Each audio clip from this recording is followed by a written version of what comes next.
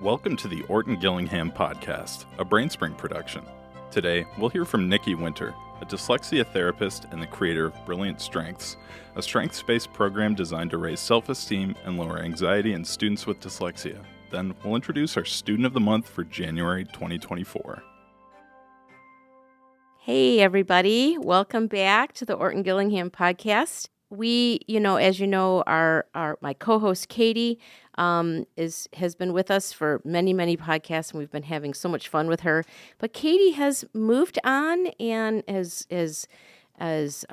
doing different things and exploring new opportunities, and is having a great fun time, but not with us anymore, unfortunately. So I'm here with my new co-host, Kara Martin. Kara, welcome. Thank you. I'm so excited to be here. And before we go on, Yes. I want to say that I've thoroughly enjoyed working with Katie too. I mean, she has not only been a big part of the podcast, but a pivotal piece at BrainSpring. Yes. I mean, she's done every job there is to do at BrainSpring. Yes. So we do wish her well. I know. Hopefully she's listening. We'll call her and tell her she has to listen. I'm sure she is. But yeah, we of course all miss her so much. But you also bring lots and lots of experience to this podcast and to BrainSpring too. Now, I can say, I think when I came back and did, I was instructing a course after having been gone for a little while, and I think that you were in my class. You're right. You were one of my first instructor. Oh my! You taught me the foundation of phonics first. See, yes, and I do remember you, and that which is unusual. Yes, and I remember what room we were in and everything. So I that's do too. I do too. So Kara, tell everybody about what you do at BrainSpring and everything. Well, so I've been with BrainSpring over 15 years, and I started out as a tutor, and it was just the best job. It was the best job that we have here. And I really just wanted to impact other students, help them to read. And that was very fulfilling. And then as life takes its twists and turns, my daughter was diagnosed with dyscalculia. And so I always say dyscalculia is to math as dyslexia is to reading. Yes. And so that kind of set me on a journey here personally and professionally. Yes. And I right now am an education consultant. And so going through the journey of having a daughter with a learning disability and talking to administrators and teachers and everyone connected to helping a student learn has really kind of given me that I've been on both sides of the table. Yeah. So I always say I'm first and foremost a mom. Yes. And then when I come to BrainSpring and talk to administrators about setting up trainings, I really have a deep and rich conversation with them because it's so important to me. You're passionate about it. I mean, and that totally comes through. It totally comes through. Yes. And it's super fun to work with Kara. She's just so fun, and we have lots of fun. So Kara, welcome again. Yay. Thank you, Glad you're Esther. here. Thank you. I always call you the sunshine at Oh BrainSpring. my gosh. So oh my it's true. gosh. I know everybody would agree with me on that one. Well, sometimes maybe. Well, thank you. Today, though, we are going to continue our series, Voices from the IDA. So over the last few podcasts, we've been kind of replaying interviews that we had with people at the IDA. And so today we're going to continue that again. We have really that was a great time to sit down and just talk to people who were at that conference. And today we're actually going to be speaking to a person who we didn't actually plan on talking to. We didn't plan on actually having a conversation with her. She happened to be across the aisle from us in the exhibitor hall. And we just started talking. We kind of hit it off, and she was very, very fun to talk to. And we went over and she kind of showed us what she does. And so her name is Nicki Winter, and we're going to play an interview. She agreed on the spot. Yes, I would love to talk to you about what I do. And so that was a really fun meeting that we had at the IDA, somebody we didn't expect to meet, and it was great. So Kara, if you want to just tell a little bit about who Nicki is, and then we'll talk about what she does. Yes. I'm actually really excited about this conversation. I have listened to it, and I just think it's just such a great topic for today. So Nicki Winter is a dyslexia therapist in Grapevine, Texas. She has a master's in education, and she has 20 years in education as a primary teacher and then currently as a dyslexia therapist. Yes. Yes. So Nicki was, as we talked, we learned that Nicki was very concerned with the impact of dyslexia on self-esteem and anxiety. And she noticed that low self-esteem and high anxiety in her dyslexic students at school. And research suggests a connection between dyslexia and low self-esteem and high anxiety, and she realized that. So what she did was she developed a strength-based curriculum called Brilliant Strengths to raise self-esteem and lower anxiety in students with dyslexia. And it's a beautiful program. Her books were there, and it was absolutely not only wonderful content, but it also looks amazing as well. The program shows dyslexic students and their strengths, and teaches them to see themselves through the lens of their strengths, not their weaknesses. And having a daughter with a learning disability, that is huge. Yeah, huge. This topic hits so close to home for me. I know. I think it's the perfect one for you to jump in on. I really do. I agree. So Nicki's program introduces students to high achievers who have overcome dyslexia, and that's what it's all about. So we're going to go ahead and listen to this conversation that we had with Nicki, and then we'll kind of give our reactions to it. Okay. So let's listen. Hey, Nicki. Hello. Will you tell everybody who you are? Sure. My name is Nicki Winter. I'm a dyslexia therapist, and I practice in Grapevine, Texas. All right. So I'm going to ask you a very broad question. Okay. And let's see how you answer it. All right. So what fuels your fire? Okay. Well, Esther, this is what fuels my fire. So I've been in education for about, give or take, 20 years. The first part of my education was teaching at the primary level, first and second grade. The second part was as a dyslexia therapist. One of the things that I noticed was the self-esteem of those struggling readers walk through my door. And so I wanted to know a way to raise that self-esteem. A lot of them also had high anxiety. So how can I raise their self-esteem and help lower their anxiety? So that was my quest. So when I was going through my master's program and doing research, my question was, do students with anxiety have more, or students with dyslexia have more anxiety than those who don't? Most research says yes. So when I went on, or during that time, I came upon the work of Dr. Rod Nicholson. He's a professor in England at Edge Hill University. He had interviewed hundreds of people with dyslexia, came up with their 10 common strengths. So with Sally Shaywitz in the back of my mind, you know, her quote, that students with dyslexia have an island of weakness and a sea of strengths. I was like, what if I develop a strength-based curriculum? Love it. And so with Dr. Nicholson's permission, I said, can I take those 10 strengths and put them in 3 areas? And he said, yes. So those 3 areas are the strengths of being resilient, to keep going, even when something's hard, even when you make mistakes, and even when you're afraid. All right. The strength of being innovative, to create, invent, see things outside the box, and being connecting, to show kindness, to work well with others, to communicate with others. So what is so beautiful about this, Esther, is the way that the strengths curriculum works is we focus on a strength.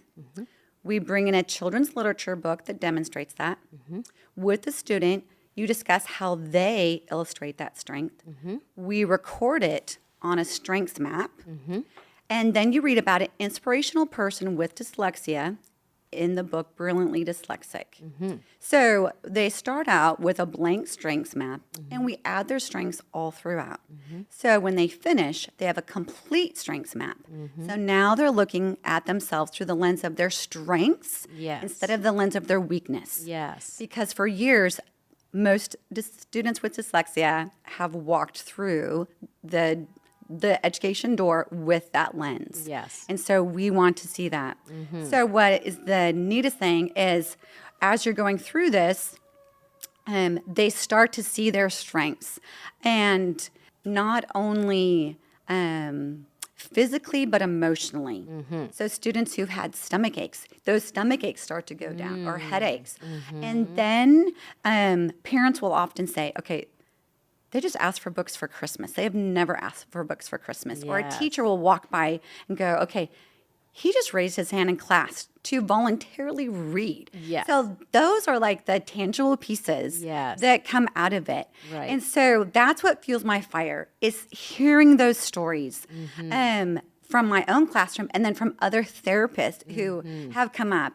And also counselors are starting to use it, and psychologists. Yeah. And so hearing those stories of those students whose anxiety is going down and their self-esteem is going up, that is what fuels my fire. So that's that social emotional. Yes, it is. link. It is. So if that is in place, then they can learn better. And they can see themselves in a different light and through a different lens, as you say. So beautiful. So I just kind of want to describe, since this is all auditory and people can't see your books, but we will.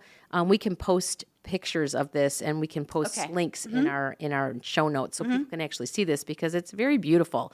I'm looking at a book that's called Brilliantly Dyslexic, and this is colorful and really beautifully illustrated.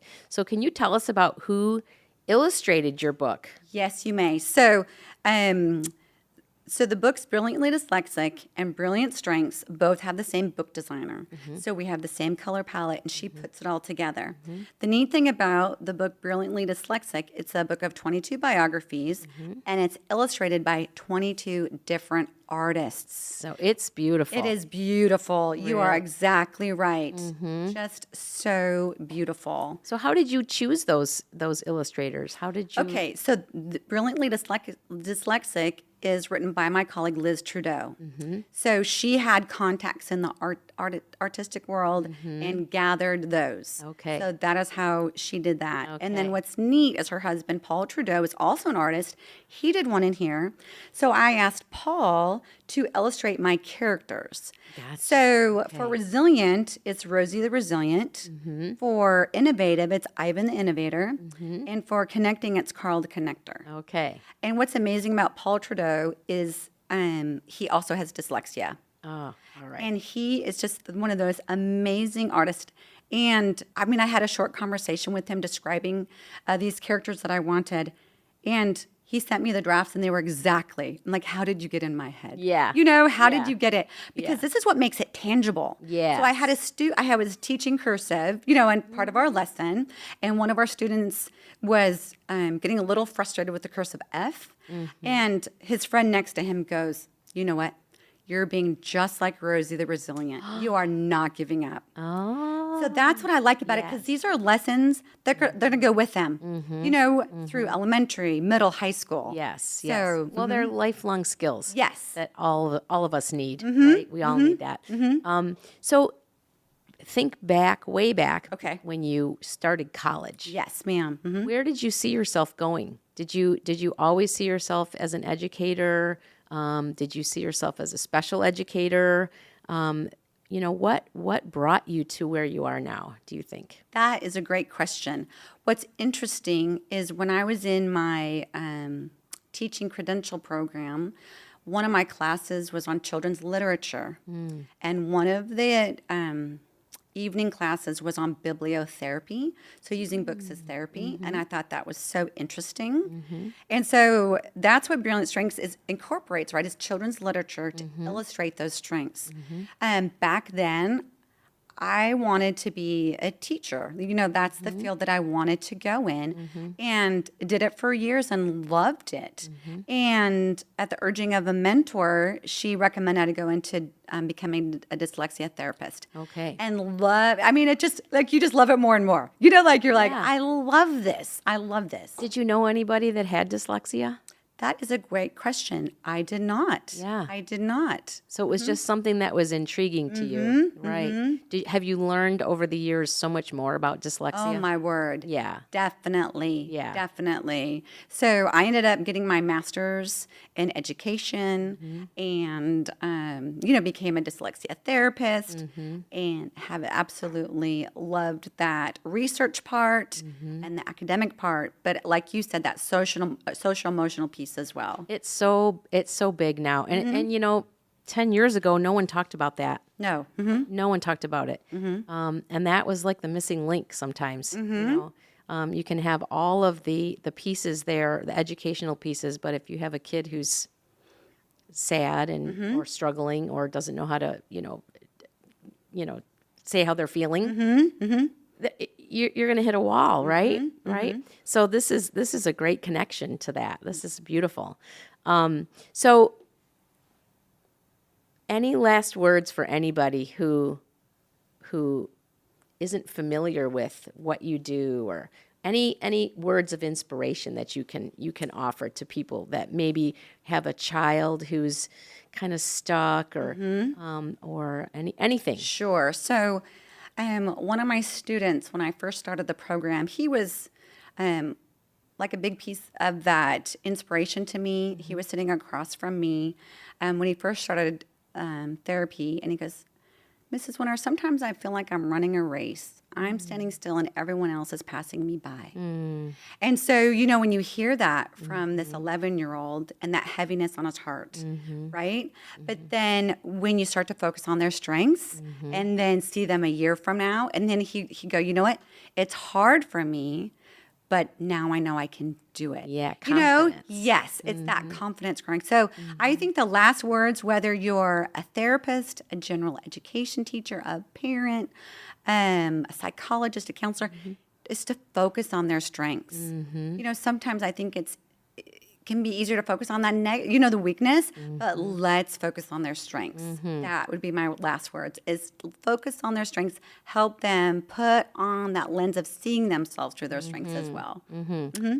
Thank you so much You are for coming so to talk welcome. with us. We love it, and we will share your books on our podcast so people can actually see them, because that's part of the beauty of it is they're visually gorgeous and they have a wonderful message. So thank you, Nicki, so much Thank you, Esther. for agreeing. That was fun to talk to her. What a great conversation. Yeah, she's passionate, clearly passionate. Yes. And I had forgotten all the particulars, but the 3 strengths that she talked about was resilience, innovative, connecting, and those are things that we don't explicitly always focus on with kids. When you're in the heat of it in school and your kids are feeling nervous and sad, or your own children are. We say, "Oh, you're going to do a great job in school today," and we try to focus on those things that they're going to encounter at school, but it's really internal, right? It's fixing that internal piece, that emotional piece that's going to make all of those great things happen at school. So I love that. Did any of that ring true to you when you were thinking about listening to it and thinking about maybe your own experience with your daughters at school? Yeah, I actually made me think, wow, I wish there was a book for parents, right? Yes. Because I mean, it's so important that love that she created these books for these kids, and they're really her comment is focus on their strengths. It kind of moves me. Yes. Because I think in life we forget that. Yes. And especially from a parent's perspective, you're so busy wanting your child to do better Yes. and, practice and study and work so hard that you forget everything else. Yes. And so this kind of brought it back for me to think, you know what? Parents need this, teachers need this, kids need this. Everybody desperately could use this lesson. Yes. And it's important for us to tell the kids to focus on their strengths, but it's also important for teachers to focus on the strengths of the kids. Sometimes teachers get so busy and they're focusing on what they have to get through for the day and what they have to teach the kids. But sometimes teachers need to step back too and say, hold on, it's not always about academics, right? It's about other things. So that social emotional piece is just the basis of everything. Yes. Of everything. And speaking about not always being academic, it did remind me of a story with my daughter. It brought me back to when she was in middle school, and she was put in a special education math class. And we knew that going in. So when we had to go find her room and get her settled, we walked in that classroom, and it took my breath away as a parent, just because I thought my daughter shouldn't be in here. She shouldn't be in special education. Yeah. And so we got her settled. The teacher was wonderful. And we walked out, and I said, okay, every night if you practice, we'll make sure that you get out of this classroom and you'll be mainstreamed with all your friends. Yeah. And so she said, okay. And about halfway through the semester, I said, okay, let's talk to your teacher and let's see if you can get out of this class. Yeah. And she said, Mom, I'm so happy in this class. Yes. This is truly the only class I can raise my hand. I can speak my mind. I am free to express myself. Yes. Nobody laughs at me. Yes. I can get an answer wrong. The teacher helps me understand it. And that truly was the wake-up call for me to say, oh my gosh, like this is, here she is expressing Yes. what, as Nicki said, I always saw her as a connector. And so she needed community. She wanted kindness. She Yes. wanted others' empathy. Yes. So Yes. anyway, that You were was bringing your own preconceived notions about what special ed was, and Totally. seeing it as something that was almost, like not a good thing. negative. And negative. And I'm yeah. embarrassed about that. Yeah, I but truly am. You know what? You learn, right? Look where she is today. Yes. Yes. She's grateful. an accomplished, amazing young woman. So Yes. I think that's amazing. Anything else jump out at you before we move on? Let's see. I loved, I loved that she created a person for each of, Yeah. the Rosie the resilient, Yes. and Ivan the innovator, Yes. and Carl the connector. Yes. And I loved that. And Yes. I love that that it is this piece of education, this social emotional piece has become really truly part of a school day, Well- and I don't know because it's been a long time since I was in teacher education program in college, but I'm sure today they're focusing much more on this because we know more. We know how important it is. It's not all about reading, writing, and arithmetic, right? So I think this is the way it should be.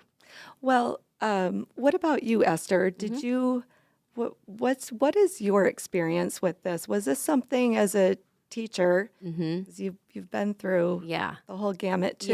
Yeah. Did you was this sort of like Well, as you, I had a daughter who has ADHD, and didn't always want to go to school and didn't like school and struggled, fell behind because she was really having a lot of fun in school actually and not really learning. And so, but that impacted her because she felt stupid. She would say often, "Why am I so stupid?" And so a lot of times it was like trying to get her to feel better about herself. And the fact that she's just different. She's not stupid, Right. And again, so that was, I mean, this really is important to me as well because I see my daughter in a lot of kids. Like when I was teaching, I'd be like, Right. oh my gosh, this kid is over there being sad and it's hindering who he is, right? It's so Right. I just love that this is an explicit program that only deals with this piece of it. It doesn't deal with their ability to read or do math. It deals with who they are as a person, which impacts their ability to read and do all of those other things too. So I think it all goes together seamlessly and perfectly. And I wondered, with your conversation with Nicki, was this just in the, with the struggling readers or was it also when she had mentioned that student said, "Oh, you're like Rosie the Resilient,"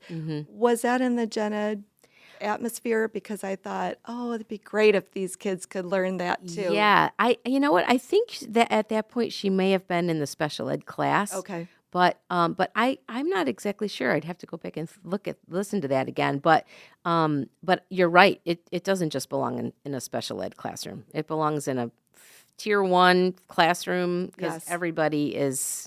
everybody needs this. All Yes. kids need this. Yeah. Even kids who are super, super, accomplished in school, they're going to feel bad about something, right? Or to have that side of to point out somebody that is really Yes. working hard and how great that is. Yes. Because yes. like you mentioned with your daughter and my daughter, while they could have used that Yes. while they were in school for somebody to say, you know what? Yeah. Wow, you're working really hard. And if it was a see it. peer, can you imagine if it was a peer that said Yes. that with like Nikki's story? I Yes. mean, that's pretty cool. It is. That's very cool. Yeah. So yeah, I loved talking to her, and I hope everybody can take a look at the books in the show notes. Hopefully, we'll have links in there. All right. Well, what a great conversation. Yes, That was fun. it was. And we do have one more important thing to announce today. So I'm going to turn it over to Brendan. Yeah. Thank you, Kara. That's right.